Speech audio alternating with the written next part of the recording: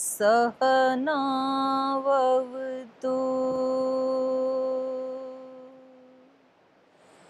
सहनौ भुनक्तु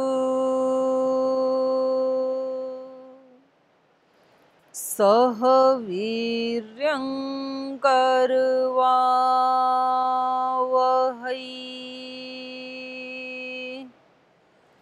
तेजस्विनावधीतमस्तु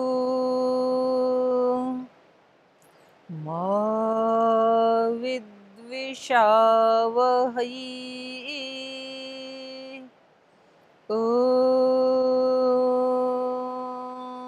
शान्ति शान्ति शान्तिः।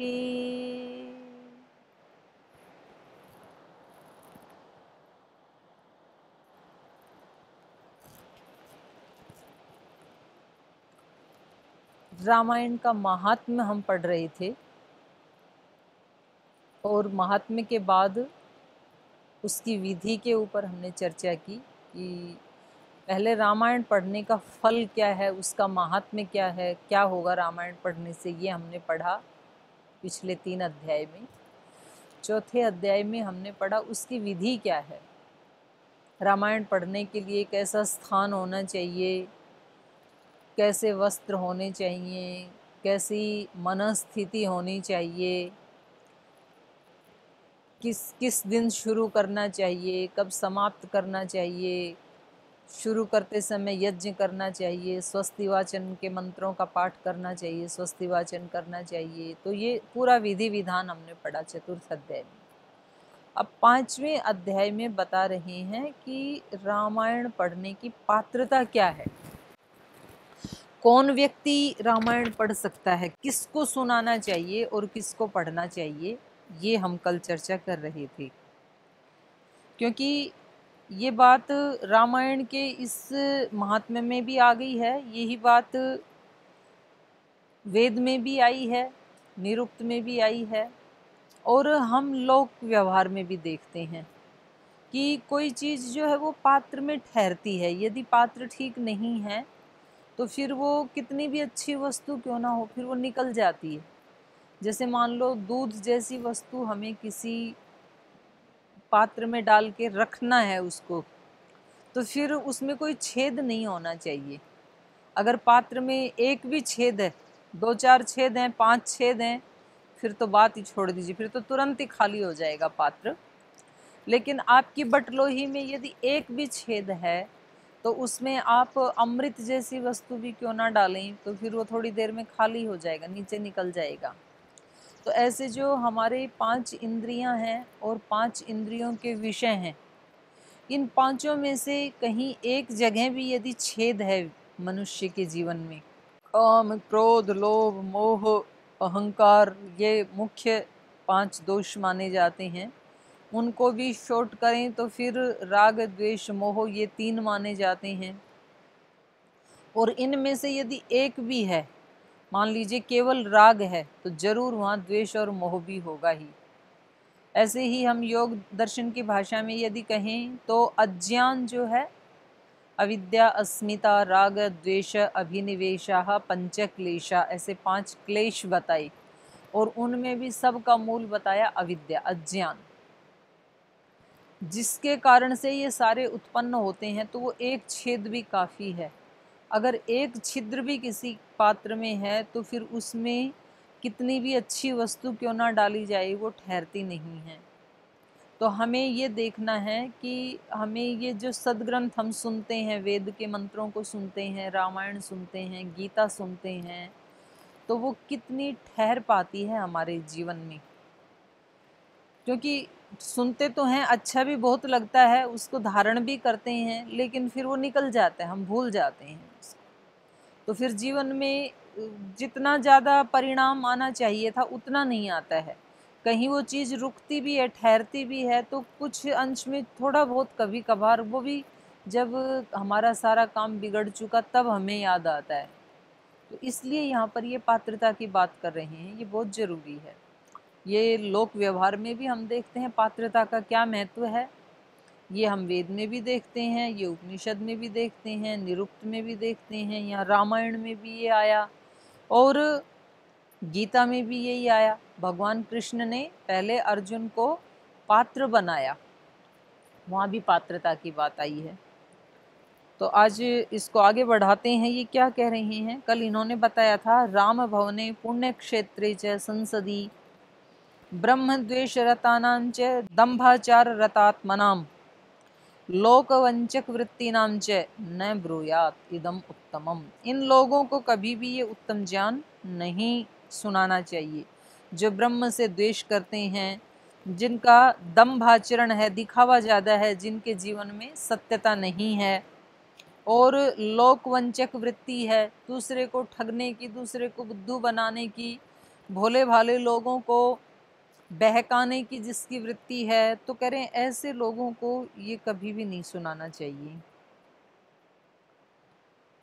तो किसको सुनाना चाहिए फिर, ये उसकी आगे बता रहे हैं। त्यक्त कामादिदोषाणाम राम भक्तिरतात्मनाम गुरु भक्तिरतानां च वक्तव्यं मोक्ष साधनम् सर्वदेवमयो राम समृतश्चार्ति प्रणाशनः सद्भक्तवत्सलो देवो भक्त्या तुष्यति नान्यथा अविशेनापि यन्नाम्नि कीर्तिते वा स्मृतिपि वा विमुक्तपातकः सोऽपि परमं पदम् अश्नुते संसारघोरकान्तार दावाग्ने मधुसूदनः स्मृतीणां सर्वपापानि नाशयत्याशु सत्तमाः। त्यक्त कामादि दोषाणाम, काम आदि दोषों का जिसने त्याग कर दिया है, राम भक्ति रतात्मनाम, और जो राम की भक्ति में सदा रत रहते हैं। काम और राम दोनों अपोजिट हैं। कामनाएं हैं, जहाँ काम है वहाँ राम नहीं है, जहाँ राम है वहाँ काम नहीं है। काम का मतलब है यहाँ कामनाएं, और राम का मतलब है यहाँ पर ब्रह्म ईश्वर। राम का मतलब यहाँ दशरथ नंदन नहीं है। तो जहाँ भगवान है तो वहाँ कामनाएं नहीं है, जहाँ कामनाएं हैं तो वहाँ ब्रह्म का दर्शन नहीं हो सकता है। जहाँ अंधकार है वहाँ सूर्य नहीं हो सकता है, जहाँ सूर्य है वहाँ अंधकार नहीं हो सकता है। तो ये कह रहे हैं कि ये कथा उनको सुनानी चाहिए। त्यक्त कामादि दोषानाम, हम सब काम करते हुए वो हमारे जो कर्म हैं वो भक्ति पूजा या हमारे मोक्ष के साधन क्यों नहीं बन पाते हैं, इसके ऊपर हमें खुद ही अपने अंदर ही अन्वेषण करना होता है, खुद ही ढूंढना होता है कि क्या कारण है ऐसा। इतने वर्ष से मैं लगा हूँ और कोई भी उपलब्धि क्यों नहीं हो रही है। आखिर ये चिंतन का विषय, अन्वेषण का, खोज करने का विषय है। तो जब हम खोज करते हैं तो हमें पता लगता है कि हम जो भी कर्म करते हैं ना, उनके पीछे हमारे अंदर कामनाएं छिपी होती हैं, कोई ना कोई फल की आसक्ति छिपी हुई होती है। और जो कामना है वो अपने आप में ही बंधन में डालने वाली है, वो अपने आप में बांधने वाली, कोई फल देने वाली नहीं है हमें। और कामना हमें क्यों होती है? क्योंकि हमारे अंदर अज्ञान है। अज्ञान के कारण हम अपने आप को अधूरा पाते हैं और उस अधूरेपन को पूरा करने के लिए हम किसी न किसी वस्तु से या तो पूरा होना चाहते हैं कि ये वस्तु हमारे जीवन में आ जाए, या तो किसी न किसी व्यक्ति से पूरा होना चाहते हैं हम। तो इसलिए हम शादी करते हैं, बच्चे पैदा करते हैं, नहीं हैं तो अडॉप्ट करते हैं किसी को। हमें लगता है कि कोई एक और व्यक्ति मेरे जीवन में आएगा तो मेरा जीवन पूरा होगा। तो अज्ञान के कारण हम अपने अंदर अपूर्णता को महसूस करते हैं, ये कारण है कामनाओं का। तो जो राम की भक्ति में रत रहते हैं, जिसको राम मिल गया, बोलते भी हैं ना संसार में, जब कोई व्यक्ति, ये लौकिक कहावत है, जब कोई व्यक्ति किसी की परवाह नहीं करता है और अपने मस्त रहता है तो कुछ लोग उसके प्रति टॉन्टिंग करते हैं पता नहीं इसको क्या राम मिल गया, ये किसी को कुछ समझता ही नहीं है, ऐसा क्या राम इसको हाथ लग गया। तो इसका मतलब ये है कि जब राम मिल जाता है तो व्यक्ति के अंदर कोई काम नहीं रहता, कोई कामना शेष रहती ही नहीं है, क्योंकि वो अकेला ही कामनाओं की पूर्ति कर देता है। ये नहीं कहेंगे, कामना बचती ही नहीं है, जब वो मिल जाता है तो कोई कामना नहीं रहती है। हमने लोक में ऐसे सुना कि जब दांत थे तो चने नहीं थे, जब चने मिले तो अब दांत नहीं रहे। अर्थात जैसे बचपन में खूब व्यक्ति के अंदर खाने की, पीने की, खेलने कूदने की शक्ति रहती है, तो तब उसके पास, बेचारे के पास जो गांव में रहता है या गरीबी में रहता है, तो उसके पास अभाव होता है उन चीज़ों का। उसके पास ना खाने के लिए अच्छा खाना होता है, ना पहनने के लिए अच्छे वस्त्र होते हैं, और ना कोई ऐसे संसाधन होते हैं। फिर वो जीवन में खूब पुरुषार्थ करता है, और खूब मेहनत पुरुषार्थ करके अब उसके पास धन भी है, अब उसके पास खाने के लिए फल भी है, घी है, दूध है, सब्जियां हैं, सब है अब उसके पास, लेकिन अब उसके पास खाने योग्य शरीर नहीं है। जब बचपन में खाने योग्य शरीर था तो खाने को कुछ नहीं था, अब खाने के लिए सब कुछ है, लेकिन अब डॉक्टर ने बता दिया कि अब केवल दाल का पानी पीना है आपको, और बिना घी लगा हुआ फुल्का खाना है। घी है अभी खूब, अब चूरमा बना के नहीं खा सकते, अब एक चम्मच दाल में डाल के घी नहीं खा सकते हैं, क्योंकि हार्ट में ब्लॉकेज आ गई। अब खूब सारे मिष्टान्न रखे रहते हैं, मिठाइयों के डिब्बे रखे रहते हैं घर में, लोग देते हैं, लेकिन अब डॉक्टर ने बोल दिया आप डायबिटिक हैं, आपको मीठा नहीं खाना है, और जब बचपन में खूब खा सकते थे तब खाने को नहीं था। तो ऐसा ही व्यक्ति के साथ होता है कि जब वो राम की भक्ति में रत हो जाता है, जब तक मनुष्य में कामनाएं ही कामनाएं थी, तब तक उनको कोई पूरा करने वाला नहीं था। आज जब राम सारी कामनाओं को पूरा करने वाला मिल गया है, तो अब कोई कामना शेष नहीं रही, अब कोई कामना ही नहीं है।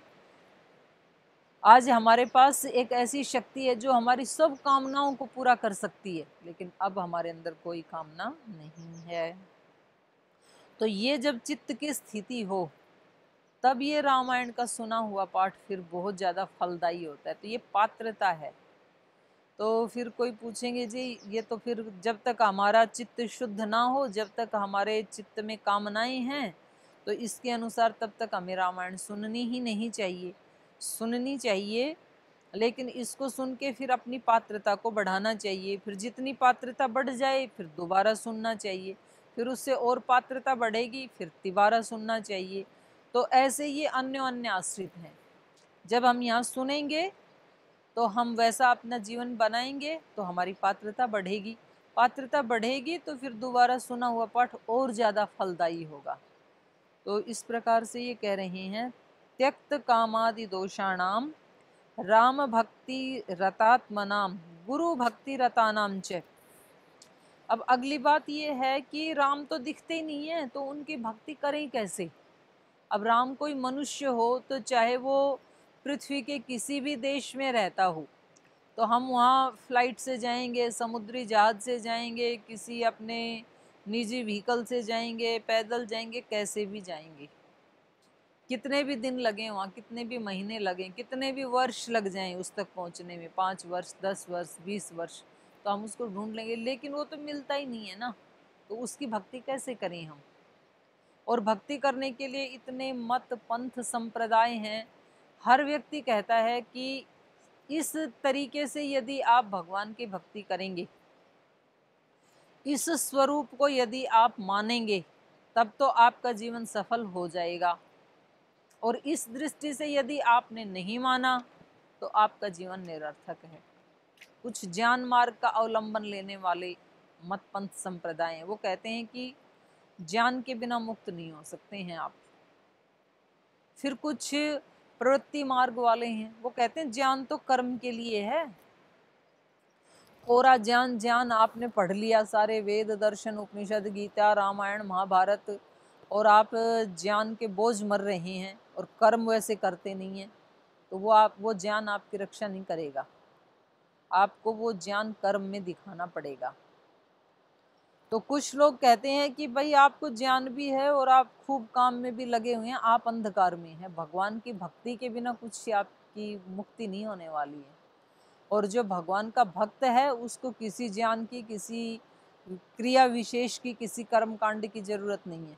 तो हृदय में भगवान की भक्ति होनी चाहिए। तो जब व्यक्ति जिसको सुनता है व्यक्ति कंफ्यूज हो जाता है। फिर अन्य कभी इस्लाम धर्म वाले कहते हैं कि हमारे धर्म के अलावा और कोई रास्ता नहीं है। फिर ईसाई कहते हैं कि जन्नत उसमें जाना है तो मतलब भगवान के पुत्र तो केवल एक ईसा मसीह हैं और कोई भी नहीं है। कितने मत, पंथ, संप्रदाय, कितने गुरुजन, समझ में नहीं आता है कि किस भगवान की भक्ति करें। व्यक्ति को लगता है कि मैं तो 5 साल तो ऐसी भक्ति करता रहा और अब आके किसी दूसरे ने बोल दिया आप तो अंधेरे में थे, तो बोले ये तो 5 साल गए मेरे, और उस समय जो संस्कार बन गए वो अब बदल नहीं सकते हैं। तो क्या करे व्यक्ति। तो ऐसे ही व्यक्ति जो है ना उसके 20, 30, 40, 50 वर्ष ऐसे ही गुजर जाते हैं। और मैंने तो देखा एक ही व्यक्ति के जीवन में ना कई स्टेटमेंट बदल गई। वही व्यक्ति पहले कह रहे थे कि वेद के अलावा और कोई मार्ग नहीं है, वेद को पकड़ के चलो। मैं सच्ची बात कह रही हूँ, नाम नहीं ले रही हूँ। फिर वही व्यक्ति थोड़े दिन के बाद कह रहे हैं कि नहीं वेद तो सब समझ नहीं सकते हैं, एक गीता को पकड़ लो बस, जीवन का कल्याण तो गीता से हो सकता है। वही व्यक्ति थोड़े दिन के बाद कह रहे हैं कि वो फला गुरुजी हैं, बस वो गुरुजी जैसे कह रहे हैं और उनकी शरणागति में रहो, जीवन का उद्धार हो ही जाएगा। फिर वही व्यक्ति 2 साल के बाद कह रहे हैं, बोले इसमें सत्यार्थ प्रकाश को पकड़ लो तो आपके जीवन की सब समस्याओं का। अब वही व्यक्ति कह रहे हैं कि आप सांख्य दर्शन को पकड़ लो। फिर 2 साल तक सांख्य दर्शन, बोले सारा सत्य इसी में छिप। अब कह रहे हैं सांख्य दर्शन तो बिल्कुल उल्टा है, आप वेदांत को पकड़ो, वेदांत को जब तक नहीं जानोगे आपके जीवन का कल्याण नहीं होगा। समझ में नहीं आता है। और ये लगता है कि भाई जब आपने पिछले 5 स्टेटमेंट बदल दिए हैं अपने, तो क्या गारंटी है कि इस वाले को नहीं बदलेंगे आप। ये भी तो हो सकता है 2 साल के बाद फिर आप कुछ और बता देंगे। तो खुद व्यक्ति भी कंफ्यूज है और उसको सुनने वाला तो उससे ज़्यादा कंफ्यूज है, क्योंकि जब बार बार स्टेटमेंट बदलते हैं व्यक्ति के तो समझ में नहीं आता राम की भक्ति कैसे करें। तो यहाँ एक सहायता कर दी गीता ने, ये रामायण ने। ये कह रहे हैं गुरु भक्ति रतानाम च, भगवान नहीं दिखता है ना, तो जो भी आपके गुरु हैं आप उन्हीं को भगवान का प्रतिनिधि मान लो और वो जैसे जैसे कहते हैं ना वैसे वैसे कर लो।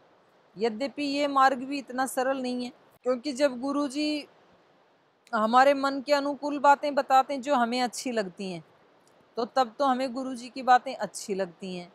लेकिन जब गुरुजी कोई ऐसी बात हमें बताते हैं जो हमें अच्छी नहीं लगती, हमारे मन के प्रतिकूल है, तो फिर हमें लगता है कि ये गुरुजी तो एक सामान्य व्यक्ति हैं और ये भी तो गलत हो सकते हैं, जरूरी थोड़ी है कि इनकी सारी बातें ठीक ही हों।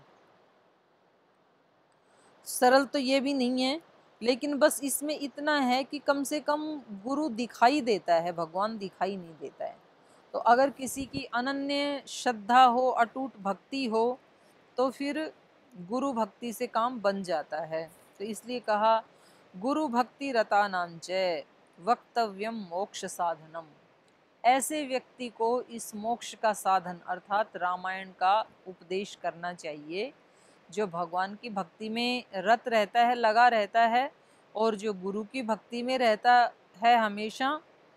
भक्ति का मतलब ये नहीं है कि हमेशा उनके पैर दबाते रहें या उनके कपड़े धोते रहें या उनके स्थूल रूप से, वो भी है, वो एक अंश है।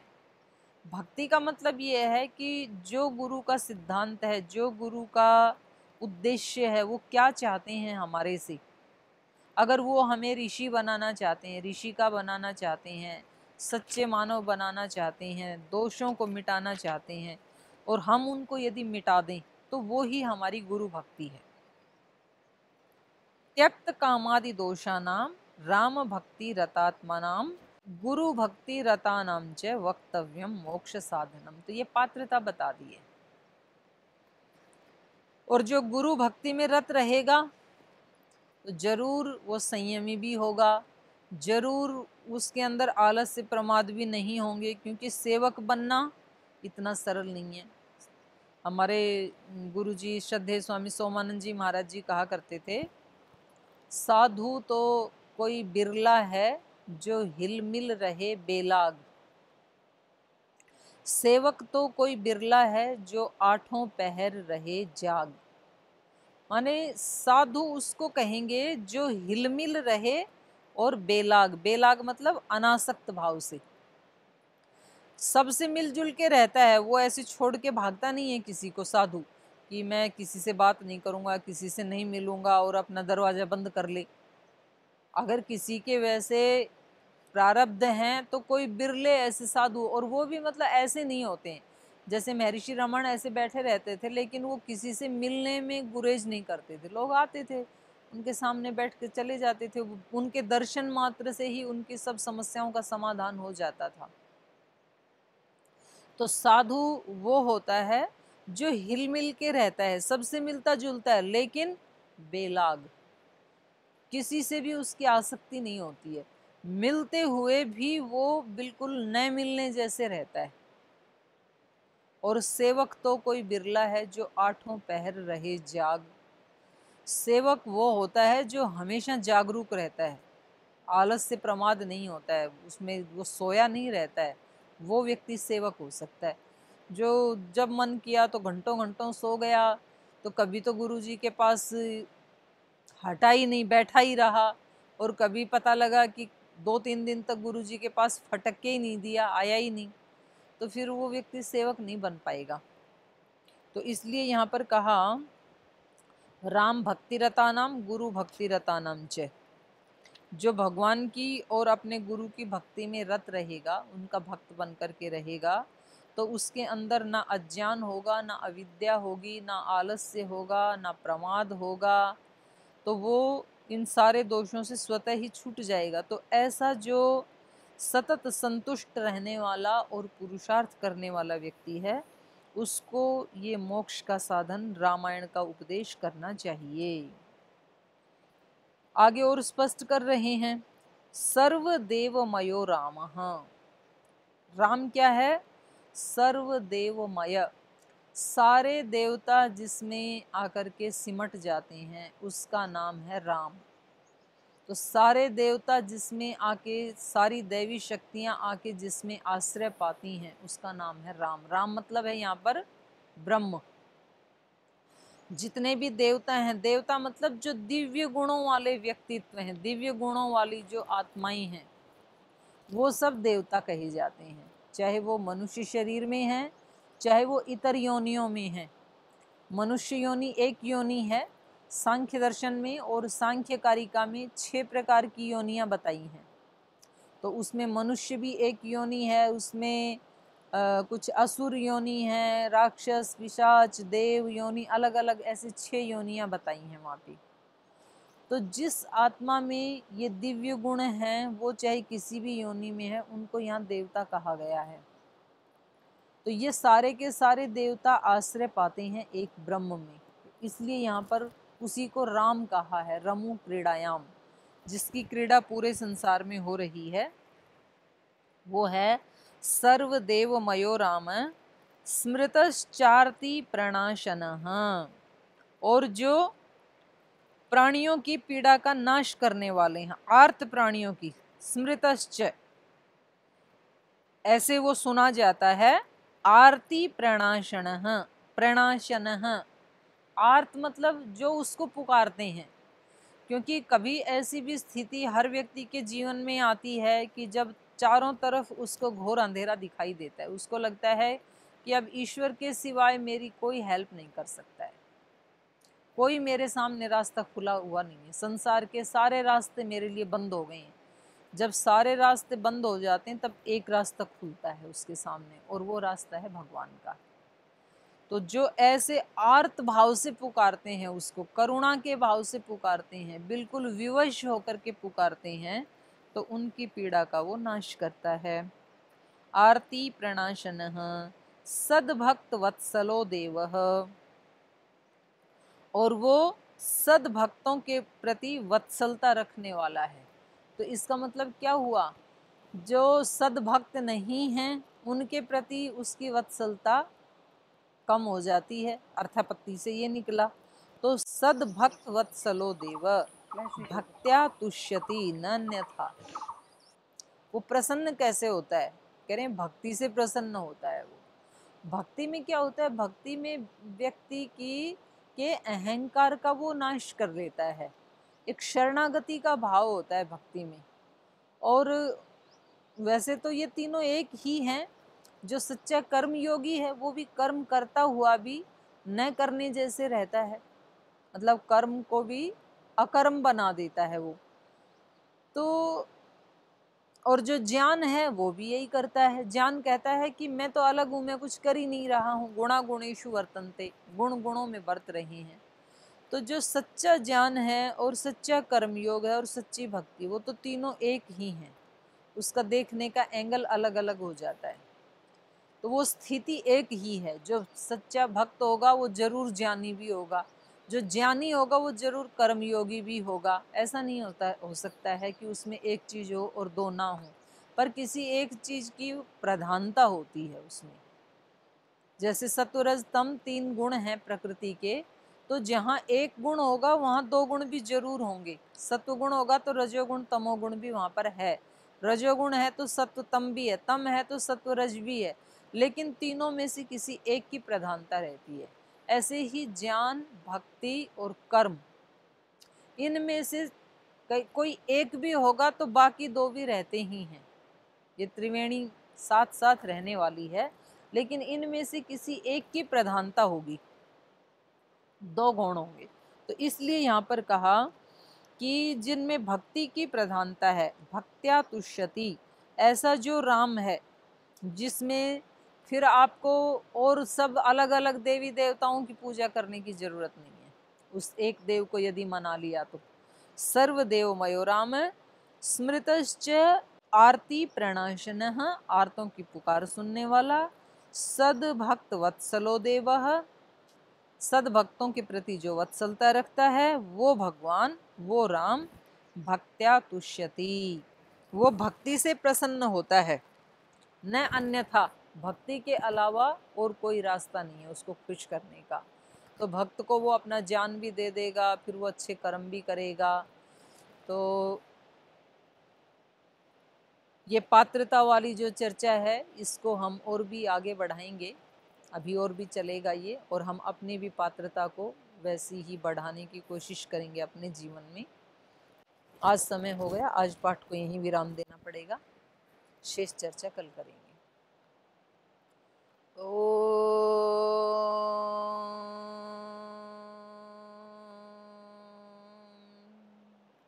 शांति शांति शांति।